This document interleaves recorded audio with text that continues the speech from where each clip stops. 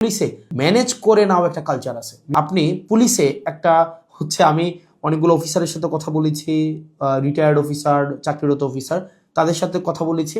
পুলিশে ম্যানেজ করে নাও একটা কালচার আছে, ম্যানেজ করে নাও একটা কালচার। ফর এক্সাম্পল, আপনি কনস্টেবলকে পাঠাইলেন কোন একটা জায়গায় আসামি ধরার জন্য, সেখানে 5,000 টাকা খরচ হবে যে আসামিটা ধরতে, ট্রান্সপোর্টেশন কস্ট বা তদন্ত এই জায়গাগুলোতে। তখন কনস্টেবল তার ঊর্ধ্বতন কর্মকর্তাকে উনি বললেন যে স্যার টাকা কোথায় পাবো? তখন বলে ম্যানেজ করে নাও। এখন ম্যানেজ করে নেওয়া অর্থ সেটা নিশ্চয়ই আমরা বুঝেছি, ম্যানেজ করে নেওয়া বলতে কি বোঝাচ্ছে। এবং আরও শঙ্কার বিষয় সেটা হচ্ছে পুলিশের অনেক বড় বড় প্রোগ্রাম হয়।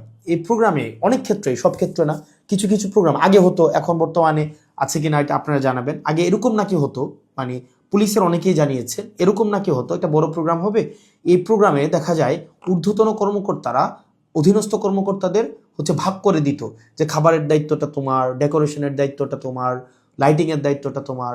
তো এখন টাকা আসবে কোন জায়গা থেকে? ম্যানেজ করে নাও। তো দেখা যায় অধস্তন কর্মকর্তারা সেটাকে ম্যানেজ করে নিতেন। তো নিশ্চয়ই ম্যানেজ করাটা সরকারের দায়িত্ব, ম্যানেজ করা তো অবশ্যই কোনো কর্মকর্তা কর্মচারীর দায়িত্ব না।